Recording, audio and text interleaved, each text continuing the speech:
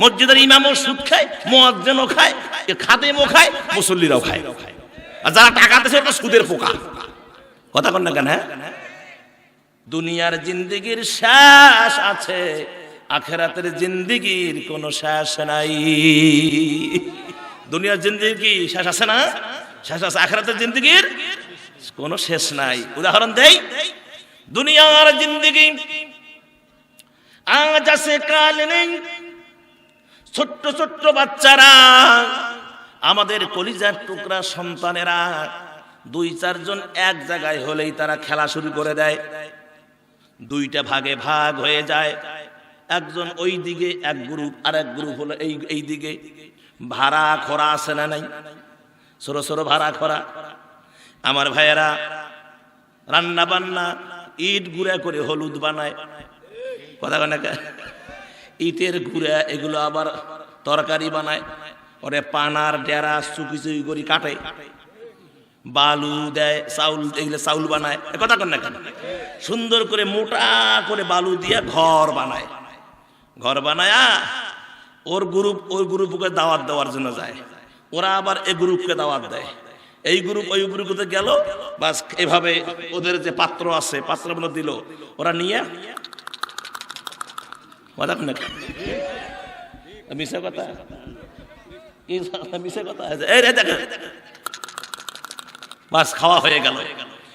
এ group আবার ওই গ্রুপে গেল, যা ওরা ফির আত্মীয় আবার বাস খাওয়া শেষ। এদিকে দেখে মাগরিবের আজান হচ্ছে। সবগুলো দাঁড়ায়া ভাড়া খোরা যা আছে ঘর বাড়ি লাগতে দিয়ে ভাঙ্গে টাঙ্গে চুর মাচার করে বাড়ির দিকে দৌড়, সব চুর মাচার। তাহলে পৃথিবীটা খেলা ঘরের মতো। কথা বলেন ঠিক কিনা আমার ভাইয়েরা? আখিরাতের জিন্দেগিটা যাদের শুরু হবে, আখিরাতের জিন্দেগির শেষ হবে না, শেষ হবে না। কেননা নবীজি বলেছেন, আল্লাহ পাক জানায়া দিয়েছেন আখিরাতের জিন্দেগির কথা। ও নবী, আপনি আপনার উম্মতদেরকে গোটা জাতিকে বলে দেন আখিরাতের জিন্দেগির কথা, যে পুরা দুনিয়াটা জমিন থেকে আসমান পর্যন্ত সরিষার দানা দিয়া ভরা।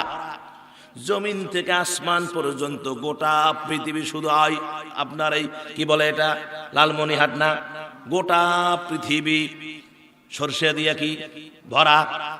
তাহলে আপনাদের হিসাবে কয় টন সরষে ধরবে? হ্যাঁ, কোটি কোটি কষ্ট একজনে।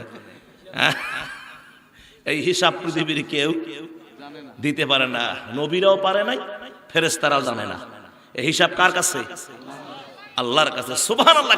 হ্যাঁ, আল্লাহ রাব্বুল আলামিন একটা কবুতর, কয়টা? একটা মাত্র কবুতরকে বলবে, কবুতর রে 500 বছর পর পর তুমি দুনিয়ায় যাবা। কয় বছর? 500 বছর পরে দুনিয়ায় আসবা, একটা করে দানা ঠোঁটে নিয়ে চলে যাবা। এইভাবে প্রত্যেক 500 বছর পর পর দুনিয়ার জমিনে আসবার, একটা করে দানা নিয়ে চলে যাবা।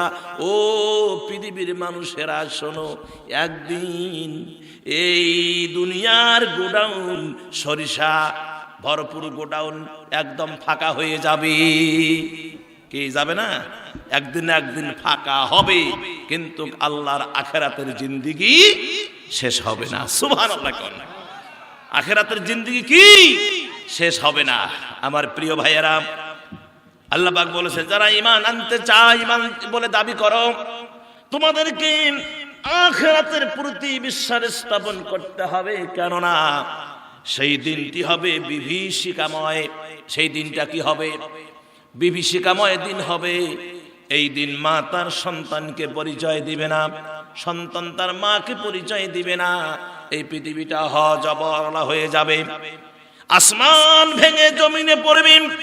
ইদা সুলসিলাতিল আরদু জিলজালাহা ওয়া আখরাজাতিল আরদু আসকালাহা ওয়া ক্বালাল ইনসানু মা লাহা। আল্লাহু আকবার, আল্লাহু আকবার। এই জমিনকে ধরে যখন ঝাঁকুনি মারা হবে, ইদা সুলসিলাতিল আরদু জিলজালাহা, জমিনকে ধরে যখন ঝাঁকুনি মারা হবে, জমিন যা গিলেছে সব বাহির করে দিবে। আল্লাহু আকবার। আল কারিআতু মাল কারিআ ওয়া মা আদরাকা মাল কারিআ, মহাপ্রলয়, গোটা পৃথিবীটা মহাপ্রলয়ের সৃষ্টি হয়ে যাবে। এই পৃথিবীতে যা আছে সব কিছু চূর্ণ বিচূর্ণ হয়ে যাবে। এটা হবে কিয়ামতের ময়দান। এই কিয়ামতের ময়দানের প্রতি, আখিরাতের প্রতি যারা বিশ্বাস স্থাপন করবে, আল্লাহ রাব্বুল আলামিন বলেছেন তারা হলো ঈমানদার। আল্লাহ তাদেরকে ঈমানদার বলে ডাক দিয়েছে। যারা ঈমানদার তারা কিয়ামতকে বিশ্বাস করে, আর যারা ঈমানদার নয় তারা কিয়ামতকে বিশ্বাস করে না। তার কথা হলো যে মানুষ মরে যাবে, মাটির সঙ্গে মিশে যাবে, আবার আল্লাহ বাহির করতে পারবে নাকি? তারা তো মাটির সঙ্গে মিশে গেল।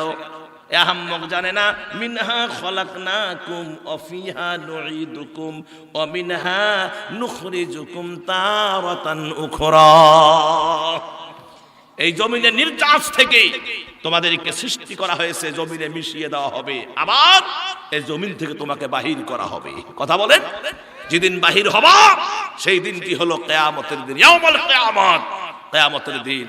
সেদিন কিন্তু কোনো চুল সিরা হিসাব ছাড়া হবে না। তাহলে আল্লাহকে যারা বিশ্বাস করবে, আল্লাহকে যারা মানবে, বিশ্বাস করবে, তারা কিয়ামতকে স্বীকার করবে। কথা বলে ঠিক কিনা? কিয়ামতের প্রতি বিশ্বাস স্থাপন করবে। 3 নম্বরে আল্লাহ রাব্বুল আলামিন জানায়া দিলেন ওয়া আমিলুস সলিহা, ওয়া আমিলুস সলিহা, যারা নেক আমল করবে। কি আমল করবে? জোরে বলেন। নেক আমল করবে। অনেক সময় মানুষ আমল করে, আসলে নেক আমল হয় না, বদ আমল হয়। কথা বলেন ঠিক কিনা? আমার ভাইয়েরা, আল্লাহ পাক বলেছেন নেক আমল যারা করবে, আল্লাহ এই 3টি কাজ ঈমানদাররা যদি করে আল্লাহ তার জন্য পুরস্কার দিবেন। সুবহানাল্লাহ কোন? কি দিবেন? জোরে কোন? পুরস্কার।